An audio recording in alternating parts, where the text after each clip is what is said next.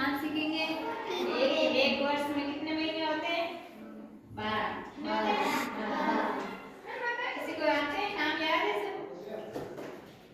ठीक है, मैं करवाती हूँ आपको। ठीक है, जनवरी, फरवरी, मार्च, अप्रैल, मई, जून, जुलाई, अगस्त, सितंबर, अक्टूबर, नवंबर, दिसंबर।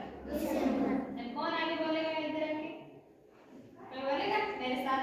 मैं आ जाओ, तुम तीनों ही आ जाओ। आगे लेंगे। रेणुका, तुम्हारा क्या नाम? देविका, रेणुका और रवीना आ जाओ। रवीना बोलेंगे। ठीक है, तो बोल